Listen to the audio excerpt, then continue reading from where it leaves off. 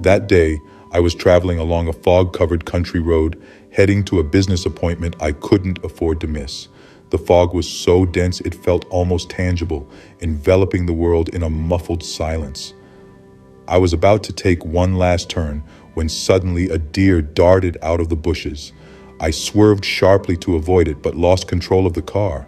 The vehicle went off the road, rolling over several times before coming to a stop among the trees. In the moment of the rollover, I saw my life flash before my eyes. The memories passed one after another, like frames from an old movie. My first day of school, graduation, my first love, and then all the choices I had made along the way, both good and bad.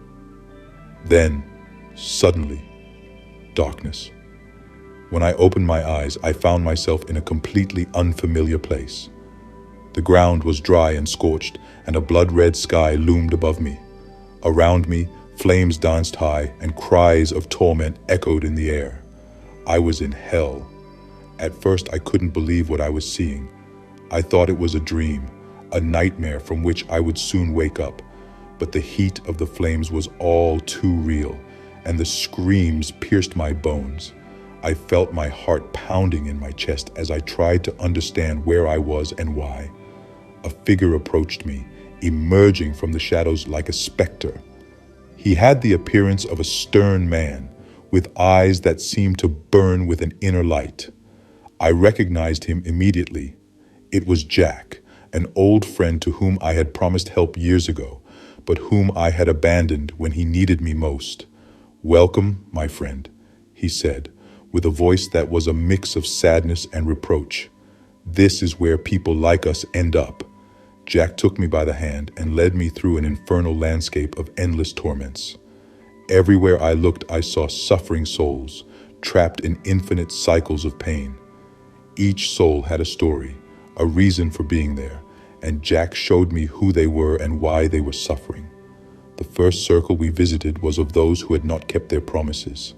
I saw a man tied to a rock, unable to move while hellish birds pecked at his flesh. He had been a politician in life, one who had made promises he knew he couldn't keep to gain power. Now he was destined to suffer for his lies. Further on, we encountered a group of people nailed to a burning wall. Every time they tried to free themselves, the wall flared even more. "These are those who have broken family ties," Jack explained. "They betrayed the trust of their loved ones and now suffer for their lack of loyalty." We continued our journey until we reached a place where souls were burdened with heavy chains. Here were those who had not paid their debts in life. The chains represented the debts they had accumulated and never settled. Every step they took was an impossible task, the weight of the chains making each movement painful and difficult. One of these damned souls caught my attention. He was a middle-aged man with a tormented look, desperately trying to break free. He had been a trusted friend, one to whom I had promised to repay a loan when I was in trouble. Not only had I never repaid the money, but I had also broken off all contact with him. "Every broken promise is a debt to the universe," Jack said solemnly. "And every unpaid debt, a chain that binds you to this hell." Continuing on our path, we came to a place where souls were trapped in mirrors. They looked at their reflections, seeing versions of themselves they could have been if they had made different choices. Here I met a woman I had known years ago, a colleague whom I had deceived to get a promotion. She had always been kind and loyal, but my selfishness had led to her ruin. "Every action has consequences," Jack warned me, "and those who deceive to climb higher always fall further." Suddenly, a figure I never expected to see appeared before me. It was my father. He was not among the damned, but he seemed to be there for a reason. He looked at me with infinite sadness in his eyes and said, "My son, your actions have brought you here, but there is still hope for you. Learn from what you see." My father's words resonated within me. I felt a strange sense of relief mixed with fear. I realized I still had a chance to change, to make amends for my mistakes. I finally understood that hell was not just a place of punishment, but also an opportunity to reflect and grow. Jack led me through one last series of visions, showing me scenes from my life where I could have made different choices. I saw how my life could have been if I had kept promises and paid my debts, if I had chosen the path of honesty and compassion. Our journey continued through increasingly disturbing landscapes. I realized that hell was not a physical place, but a mental state, a reflection of our actions and regrets. Jack showed me a vast ocean of lost souls, all trapped in a tide of remorse. Each soul was a reminder of lost opportunities, wrong choices, and unlived lives. One of these souls approached me, a man I had never seen before, but who seemed to know me. "I am here because, like you, I ignored the promises I made," he confided, "but I found a kind of peace in acknowledging my mistakes. You can do the same." Jack took me to an area of hell I had not yet explored. Here the fire and torment transformed into a strange calm. It was a place where souls could see the future, the fate that awaited them if they did not change their path. Here I saw a scene that froze my blood, my son, grown up, repeating my mistakes. I had not kept the promises made to him, and he had followed my example, living a life of deceit and debt. "My son?" I stammered, unable to look away from the scene. "Yes," Jack said, "but it's not too late. You can still change his fate by changing yours." As I reflected on these visions, Jack led me to a place where souls were suspended between two worlds, unable to move forward or backward. Here I met a familiar figure, a distant relative, Uncle Marco, whom I had always admired but had lost touch with in recent years. "I didn't expect to find you here," I said in surprise. Marco sighed. "No one ever thinks they'll end up here. I lived a life of unpaid debts, unkept promises, but it's not too late for you." He told me how he had ignored his obligations to the family, promising help that never arrived. His words were a warning, an admonition I couldn't ignore. At the end of our journey, Jack stopped and looked at me with an intensity I had never seen before. "There's something you need to know," he said, his voice full of gravity. "One of the people you love is destined to reach this place if you don't intervene." I felt a chill, my heart pounding in my chest. "Who?" I asked, fearing the answer. "A close relative," Jack replied. "Someone who has yet to learn the value of their word, but you can help him. You can show him another path." These words hit me deeply. It was an opportunity for me to redeem myself, to use what I had learned to save someone else. Suddenly, I found myself again in the vortex of white light as hell faded around me. I opened my eyes and found myself surrounded by people, the face of my wife among those around me.